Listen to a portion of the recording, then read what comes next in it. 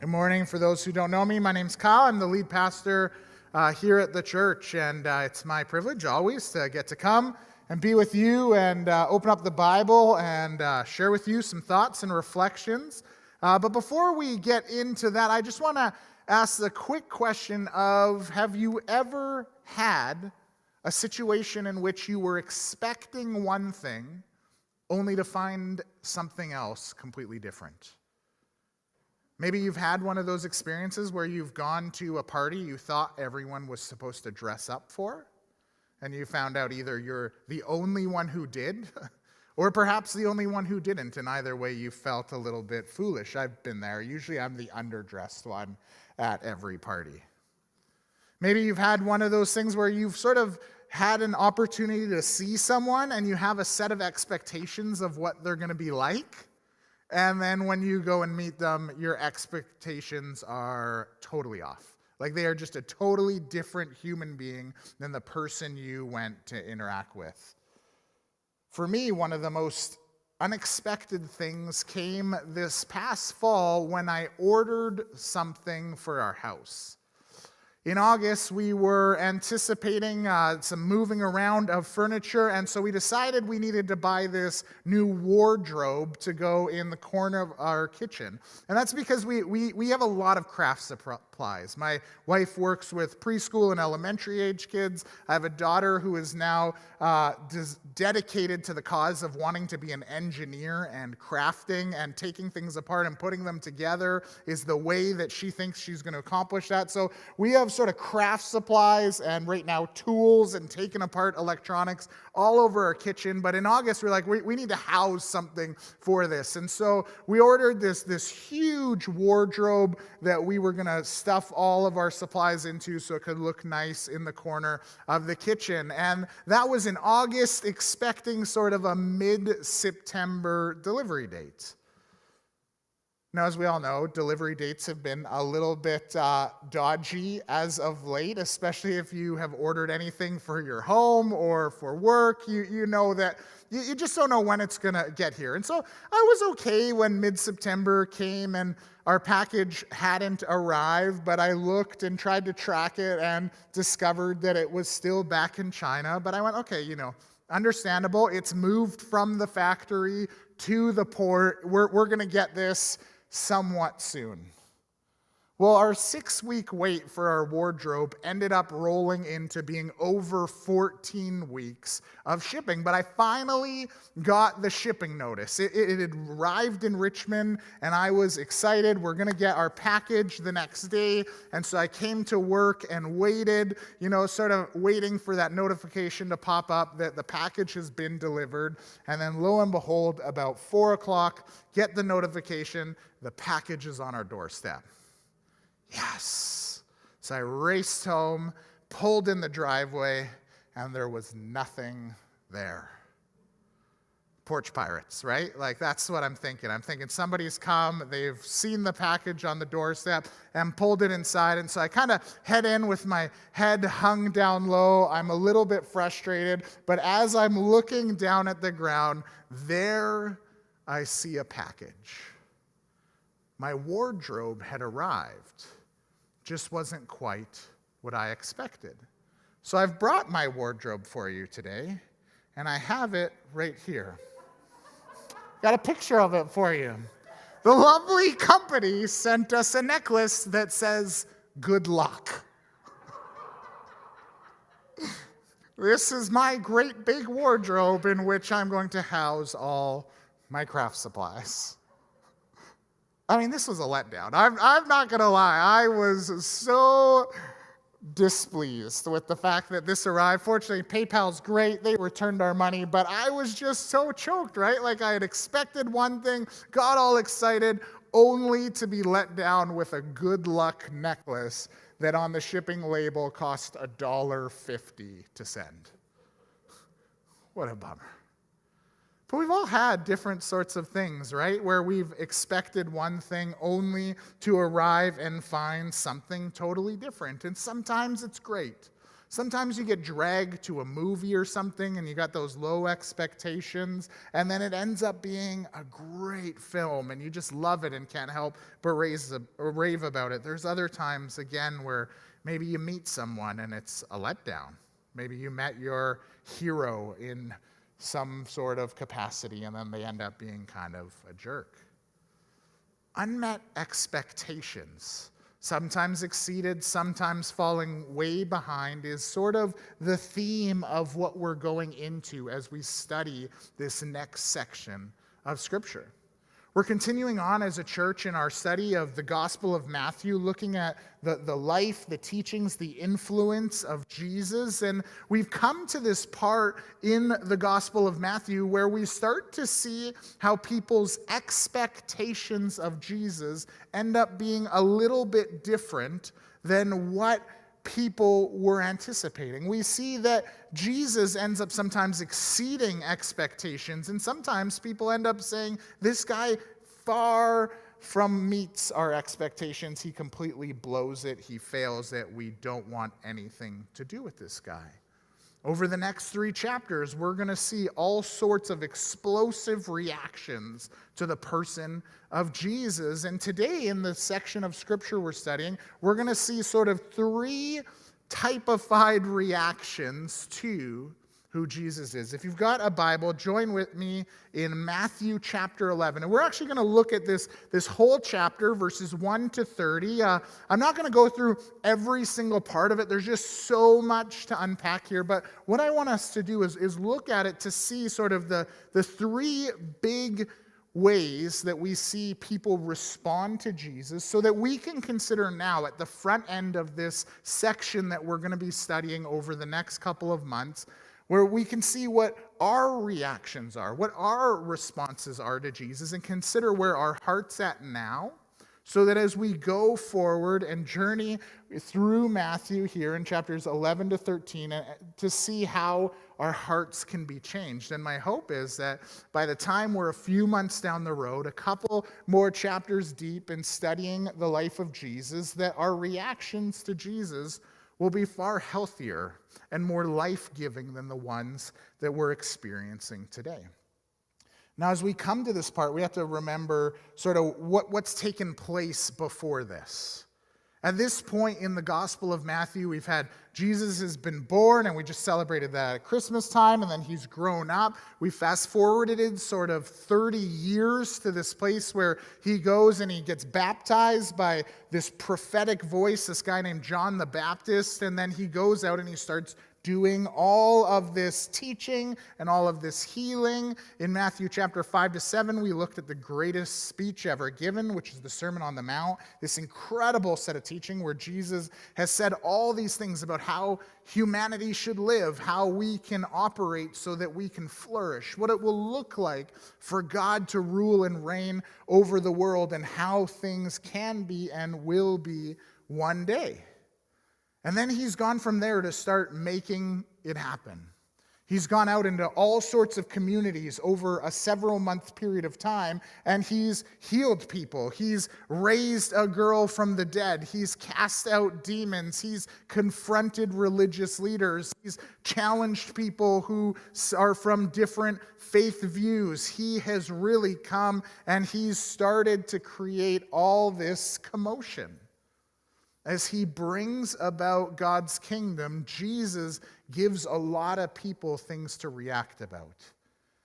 And we see really that there's 3 main reactions, and that's what we're going to see today. And the 3 reactions are this. The first is a reaction of ambivalence, meaning that there's just these mixed feelings that people have. That they're on one side, then the other. Sometimes people will change in their response to Jesus over the course of a conversation. Sometimes it's over a matter of months. We'll see people sort of react and go from one way to the other, or they're just not sure what they do with this guy because he's just not lining up. Then we go from that to people who just outright cannot stand Jesus. They outright just want to reject him. They're sick of him. There's no way, no how we want to get anywhere close to this guy. We're done. He's on the outside. And then, of course, we have the third group of people who we see who decide to receive Jesus for who he is. Whether or not he's lived up to their expectations, whether or not he's exceeded their expectations, they say, hey, this is the guy we want to be with, and we're going to identify our lives with him.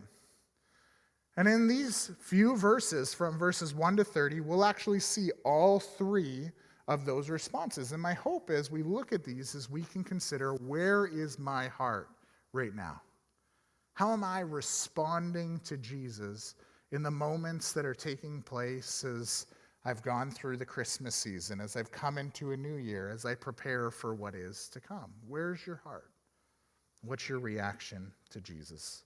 So let's start right at the beginning in verse 1, and I'm just going to read the first few verses here of seeing what happens with one person when they come with sort of an ambivalent heart towards Jesus. So we read this. After Jesus had finished instructing his 12 disciples, he went on from there to teach and preach in the towns of Galilee. So Jesus has just given all this instruction to his followers after he's done all this great teaching and healing, all this kind of stuff. He's sending them out to go and be on mission for him, to bring his news, to bring his kingdom. And he sends them out, and while they're getting ready and going out, he goes off and he continues to teach and preach. And then we see this. In verse 2, when John, this is John the Baptist, who was in prison, heard about the deeds of the Messiah, he sent his disciples to ask him, "Are you the one who is to come, or should we expect someone else?" Jesus replied, "Go back and report to John what you hear and see. The blind receive sight, the lame walk, those with leprosy are cleansed, the deaf hear, the dead are raised, and the good news is proclaimed to the poor. Blessed is anyone who does not stumble on account of me." So we see right off the bat that there's this sort of reaction to everything that Jesus is doing that just causes some mixed feelings. And I love the fact that the way God worked was through this guy, John the Baptist. John the Baptist is this figure who God had sent. He's a cousin of Jesus who God had sent first to be the one who would sort of make the way for the Messiah. And the Messiah is the chosen one of God, the one who would come and save Israel, the one who would bring good news on behalf of God and start to establish God's kingdom. And so God had sent John the Baptist to come and be the bringer of this good news. And we see, as we've studied the scriptures, that John the Baptist actually fulfills a whole bunch of prophecies. He's the right guy. He ends up going out into the wilderness and living until the right time in which he's supposed to come, because Jesus is ready to come and bring all the good news and start doing all this work. And then John comes out of the wilderness and he baptizes Jesus. And he baptizes Jesus saying, "This is the guy. This is the one who has come. He's chosen by God. He's here for you. You need to pay attention and follow him." This is the guy who's done all that and is now sitting there and sending a message to Jesus saying, "Did I get this wrong?" Now, after I've watched you, I set you up, I platformed you, I made you the popular guy, I pointed everyone towards you, and now you're going to go do all this? Jesus, I just don't know what to do with you. We saw earlier, I think it was in chapter 9 or 10, where we saw John had challenged Jesus. He challenged Jesus because Jesus wasn't living according to the rituals and practices of a typical Jewish leader. He challenged him in the streets and had him question his behavior. John's come to this place where he has felt so led that when he was in his mother's womb, the Holy Spirit caused him to jump for joy so that his mother would know this is the child who was coming to save all of Israel. He's gone from that to now wondering, is this the right guy, or have I had it wrong my entire life? John has these mixed feelings. And these are significant. This is a major figure in Jewish culture at the time. John's a predominant leader. People are looking at him and watching him. He's fulfilling the prophecies. He's the one who is to come to tell everyone who God is. And now he's wondering, is this guy really God at all? Can you relate to that? Have you ever, whether you're starting your exploration of the Christian faith and trying to find out who Jesus is, or maybe you're down the road and you've been walking with Jesus a while, come to this place where you say, "Who are you, God?" Have you had any moments over the last couple years when you've scratched your head and wondered, what are you doing? Are you really in control? God, do you know what you're doing? Are you even out there? I think a lot of us have come to those in different levels or perhaps different increments. And the good thing is this points us to know that we're not alone. The question then is what we're going to do from the place we are. And that leads us sort of into the next couple of responses that we see. We see that many people in the communities that Jesus has impacted and the conversations that Jesus have started in a place of mixed feelings and then had to go one way or the other. And we see this particularly in verses 20 to 24. We read this. Then Jesus began to denounce. So Jesus has just gone from there, and I'm not going to go into all this. It's great stuff to study. Feel free as you go this week to study this whole chapter in depth. But what he's done is he's gone from having John sort of question him to he's questioned John, and then he moves on and he says, "Then Jesus began to denounce the towns in which most of his miracles had been performed because they did not repent." So Jesus here is saying, here's a whole bunch of people who have now rejected me. And he starts to condemn them. He says, "Woe to you, Chorazin! Woe to you, Bethsaida! For if the miracles that were performed in you had been performed in Tyre and Sidon, they would have repented long ago in sackcloth and ashes. But I tell you, it will be more bearable for Tyre and Sidon on the day of judgment than for you. And you, Capernaum, will you be lifted to the heavens? No, you will go down to Hades. For if the miracles that were performed in you had been performed in Sodom, it would have remained to this day. But I tell you that it will be more bearable for Sodom on the day of judgment than for you." So Jesus makes it abundantly clear here that there's people who choose to outright reject him. There's people who look at the miracles that he's performed. There's people who have heard the teachings that he has given, who have come to a place where, whether or not they started with mixed feelings, have said, "You know what? This guy isn't for me. I don't believe that this guy is really who he says he is, or I don't like who this guy is, and so I want nothing to do with him." And this isn't just a few people. This isn't just a couple people who Jesus sort of rubbed the wrong way because he's a charismatic character. This isn't just a couple people who didn't like the person that Jesus healed. This is vast majorities of people in whole communities. He condemns whole cities because they outright reject him. And these aren't cities that were just picked at random. We see here that Jesus talks about being in these cities and performing the most amazing of miracles. Jesus is gone. As I said, he's healed loads of people. He's gone and he's healed people with leprosy. He's gone and healed people who are on the brink of death. He actually brought a young girl in the prime of her life back from the dead. He's gone and cast out demons and provided freedom for whole communities from oppression that's taking place on the hillside across the lake. Jesus has come and done all of these incredible things, and people look at him and go, "No, I don't want it. Whatever you got going here, I am not into it." And Jesus says that's a choice. But he also says that's a choice that comes with consequence. Jesus says, if you choose to reject me, it will actually bring death.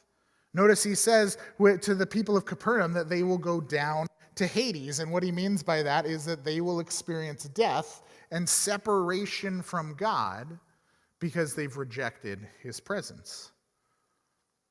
Now, for most of us, when we hear this list of cities, we don't really think much of it. But if you were to be one of the people who was sitting in Jesus' midst, as he said that the three cities that he names that aren't Jewish cities or good cities are cities of sort of somewhat fame. He talks about Tyre and Sidon and Sodom. Now, if you were to understand the Old Testament and what had happened in Jewish culture, these are cities that are they're Gentile cities, they're non-Israelite occupied cities, and they're cities which actively chose to rebel against God, and so God condemned them to some level of punishment. He destroyed the entire city of Sodom. And then the cities of Tyre and Sidon, he sent opposing nations into them to capture and occupy everything and to kill everyone who rebelled against them. These are three cities which, to the Jewish mind, the people who were listening to Jesus, would have looked at them and they would have said, those are the worst places. I mean, God dislikes these communities so much that he's going to wipe one off the face of the planet, and then he's going to pick on these other two so that they see that he really is God. And Jesus says to the people that are standing before him, it's better to be them than to be you right now in your choosing to reject me. Now, I know this stands in contrast to what a lot of us like to think about God. We often choose to focus on the goodness and love of God, and as we'll see in a few moments when we come in to see what Jesus teaches about those who receive him, that those are there, but Jesus wants to be really real with the people he's with. He wants them to understand that everyone has the option here of rejecting, and people will choose to do so, but in doing so, because of the way that they've lived their lives, because of their rebellion against God, they will experience a consequence. And it's brought on by themselves. And that's clear. We see in those three cities from the Old Testament, all three of those cities had opportunities to turn to God, and they chose not to. And Jesus says, look, all of you people who are sitting here before me, who are wrestling with what it looks like to be me, you think you're God's people. You think you're God's people, and you talk it up. I know what it's like to look for God. I know what we're going to find in the Messiah, and so you reject me? Well, this might be the consequence. But what does that mean for us today? This is sort of abstract, a little bit strange. It goes a little bit outside of what we see, but I want to challenge us with what one New Testament scholar explains might be the implications of this text for us today. A guy named Dale Brunner writes this. He says, Capernaum stands for all self-conscious Christianity, for all Christianity smug in its possession of Jesus, in its being the center of Jesus' work. Jesus is not always impressed. It is going to be better in judgment day for the notorious pagans than for the self-satisfied saints. The sum of the matter is this: Christians should take Jesus seriously, because when they do, they escape judgment. When they do not, they invite it. We aren't the Israelite people who were standing in front of Jesus wrestling with whether or not we would take him seriously, but we are people who have an opportunity to come into relationship with the living God, and we have to choose what we're going to do with him. And this isn't just whether or not we receive Jesus for salvation. This is whether or not we receive Jesus for the whole of our life. There's a lot of people who live their lives as self-proclaimed Christians, and we say, hey, Jesus has saved me. Jesus has come into my life, and then we ignore and reject every other part of what Jesus does that doesn't fit with how we want to see him or how we want to live with him. And Jesus' response to those who would be the self-proclaimed people of God who want to do that is he would say, it's better to have never known me at all than to make that decision. This is a text that we have to take incredibly seriously. We often blow by the teachings of Jesus without grabbing onto the gravity of what it means to actually follow him. When Jesus invites us to give our lives to him, he doesn't say, just give it to me for a moment and then go do whatever you want that aligns with however you want to see the world and however you want to see me. He says, no, I want you to look at me and accept all of me and allow that to be applied to every part of your lives. Don't be like the people of Capernaum who got part of who God is and then went and rejected the parts they did not like. For it would be better to be one of those other cities than to live that way. As we come into this time of year, it's a time where a lot of people reflect, and whether you're a resolution person or not, we have this opportunity to consider sort of what's gone on in the year behind us and what's coming forward in the year ahead of us. And one of the things that I would love us to take and wrestle with as individuals and as a church is how seriously are we going to take Jesus in the coming year? Jesus urges us, don't be ambivalent, don't reject me, but receive all of me. And that's what we see next, is that's the third sort of response that Jesus teaches and reveals to us about how we can react with God or respond to God. And we see this in verses 25 to 30. So Jesus has just said, woe to these unrepentant towns. And then it says, at that time Jesus said, I praise you, Father, Lord of heaven and earth, because you have hidden these things from the wise and the learned and revealed them to little children. Yes, Father, for this is what you were pleased to do. All things have been committed to me by my Father. No one knows the Son except the Father, and no one knows the Father except the Son, and to those whom the Son chooses to reveal him. Come to me, all you who are weary and burdened, and I will give you rest. Take my yoke upon you and learn from me, for I am gentle and humble in heart, and you will find rest for your souls. For my yoke is easy and my burden is light. Now, again, there's so much to unpack there, and I'd encourage you, if you're not sure what to study, if you're not sure where you can go to grow and learn more about God, maybe this week just camp out on those 6 verses. There's a lot in here. It talks about our adoption into the family of God. It talks about the mysterious interconnectivity of the Trinity. It talks about a whole bunch of things. But what I want us to think about for just this moment is our response to those things. Our response to who God is and the fact that God reveals himself to us. How we respond. What people receive him and what people don't. Again, right off the top, it says that there are those who are wise and learned. These are the people who think they're the people of God, and they do not see Jesus revealed for who he is. But the people who receive Jesus are like little children. It says a lot to do for us to consider how we might respond to God in this coming year. We're supposed to come to God like little children. Now, for a lot of us in our culture, as self-respecting adults, we would never want to be called a little child. If you want to insult someone, it's a great insult to call them a petulant little child. Right? In our culture, we view kids and we downplay them, and that was the same thing in Jesus' day. Actually, even more so. They looked at kids and they said, they don't understand, they're ignorant, they're pathetic, keep them out of the way. But in this case, I think what Jesus is actually trying to get to is a wonderful picture of who we should be and how childhood can actually bring about something great in our faith. Childhood is a wonderful gift because it reveals to us how we can be amazed and how we can frame our expectations.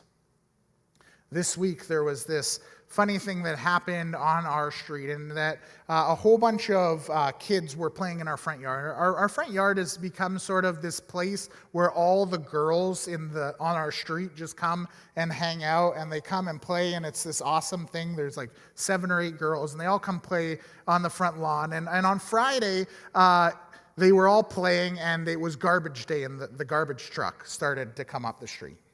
Now, normally the kids would not care at all about the garbage truck, right? Like, it just comes every week. They're at that age. They're no longer amazed. The dream isn't to become a garbage person, but they once were. But now they're kind of at this place where it's not that impressive. But all week long, the kids have been sledding down our hill. We live on this really steep street, and there's a big snowbank at the end, and some of the kids can actually ride from the top of the street on their sleds down this snowbank, and then they just rip down the hill because it's a big sheet ice. And so when they saw the big truck coming, they were worried because they'd seen cars slipping and sliding up the hill all week.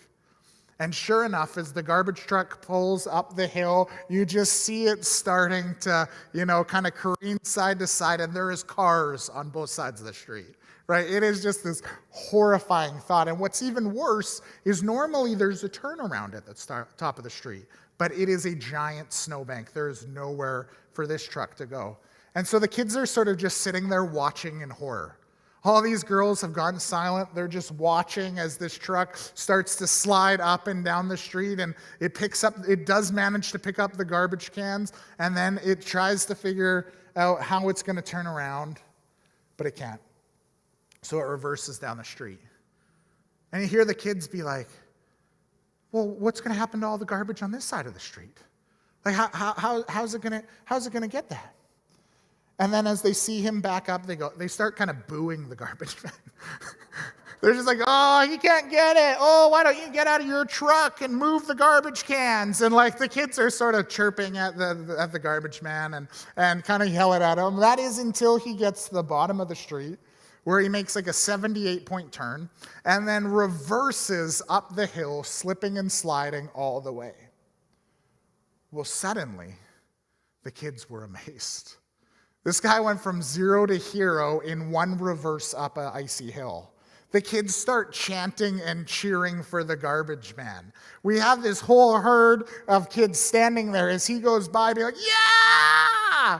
Go get that garbage can! In a moment, the kids were able to go from impossible to the possible. They were able to look at someone as someone that could not accomplish a task and see them as this great person. The kids were filled with such joy, and suddenly these kids who had long since moved away from wanting to be garbage men were able to say, I want to be a garbage worker one day. Contrast that to me and the dad from across the street. As we sat and watched, at first we went, what an idiot. He's going to hit one of those cars. I was kind of hoping he'd hit one of our cars so that we could write it off and get a new one. But we're sitting and we're watching him, and what's this guy going to do? Like, what on earth is he doing? And then, he goes up, and Rob, who's my neighbor, and I are sitting there, and we're like, well, I would do that better. I could solve this faster, and we're sitting there, and we're like, well, I would just get out, and I'd grab the cans and move them to that side of the street and be done in like 5 minutes. What's this guy doing? Blah, blah, blah, blah. Now he goes, and he turns around and comes back up the street, and we're like, oh, this is a dumb way to do it. He's just going to make ice on the hill. What's he doing? And then he pulls away. Contrast those two attitudes towards something that is happening before you. I hope we can see how we might do that with God in our everyday life. There comes a place in most of our lives where we start to see the difficulties and see them as being impossible or improbable to overcome. And we see that as fine. We come to these places where we have learned to get by out of our own strength and by our own ingenuity, and we say to ourselves, that's all I need to get on by. And what happens as we do that, whether or not we're a follower of Jesus, is we come to this place where we look at God and we begin to box him in. And that changes drastically how we respond to God. The response of Rob and I was good. That guy did his job. We don't have to wait till next week. The response of the children was, that guy's a hero. Look at what he can do. I don't know what you face in your life right now as you consider who God is. I don't know if you look at the situations that you're going through and you see them as overwhelmingly difficult or improbable to be able to work through. I don't know if you have a set of stresses that just keep hanging on you that make you say, I guess I just have to live this way. I don't know what it is for you. But the question is, how will you respond to it? Jesus says you can go and you can be ambivalent like John. You can choose to look at the problems and the difficulties and try to face them on your own like the people of the great city of Capernaum. Or you can be like a little child and come to me, and then I will give you rest. In verses 28 to 30, Jesus said this. He says, "Come to me, all you who are weary and burdened, and I will give you rest. Take my yoke upon you and learn from me, for I am gentle and humble in heart, and then you will find rest for your souls. For my yoke is easy and my burden is light." Now, there's two ways that we can misunderstand this. The first is to think of it as a classic Christian cheesy cliche. We say, yeah, that's a nice thing to say, but what is life really like? The other is to take it too far and to say, well, clearly I'm not connected to God because my life is difficult. And so I haven't gone far enough, or God hasn't met me close enough, and this is where I stand. Neither of those two are true. We need to embrace the fullness of what Jesus says as he comes into these communities. And the person who has summed this up perhaps the best is a pastor named Doug Webster. Doug Webster wrote this. He says, "He, that is Jesus' easy yoke, is neither cheap nor convenient. The surprising promise of the easy yoke was meant to free us from our self-serving, melodious, performance-based religion. It is easy in that it frees us from the burden of self-centeredness. It liberates us from the load of self-righteousness, and it frees us to live in the way that God intended us to live." The easy yoke sounds like an oxymoron. Plowing a field or pulling a load is difficult work. And nowhere does Jesus promise soft ground for tilling or level paths for bearing the load. What he does promise, though, is a relationship with himself. The demands are great, but the relationship with Jesus makes the burden light. This is the promise that God gives us, is that life will not be difficult. We all know this. We can turn this into a cliche. Oh, life is going to be so perfect, and sometimes people try to win people to faith with that, and it's just such a lie. Jesus himself never said that life would be easy. He didn't say, if you come to me, if you receive me and everything I'm going to teach you, life is going to be peachy keen and everything's going to be perfect. No, he says it's going to be a lot of work and it's going to be hard going. So he uses this image of a yoke that ties two cattle together for plowing a field. He doesn't say things are going to be easy and there's not going to be any rocks that you get hung up on along the way. It's not going to be all level and perfect and smooth soil. But what he does say is that if we receive him, we get to do it with him. If you're in a place today where you're living ambivalent towards Jesus, Jesus says you have chosen a side. You have chosen a side towards difficulty and death, towards loneliness and isolation. And you are there because of the rebellion you have done against the God who loves and created you. You can reject him, he says. He says, and in doing so, you can box life in whatever self-centered and self-serving way that you want. And that might carry you through to a point, but know this, when you think you're going to go up into eternity, you're going to go down into Hades, he says to the city of Capernaum. Or, he says, you can face the difficult road that lies before you, the hard work that he calls you to, and you can do that with him and for him, knowing that one day things won't end in a certain way of difficulty and stress, but in a place of peace and hope and life with the God who has walked alongside of you. How will you choose to respond to Jesus today, this week, this month, or this year?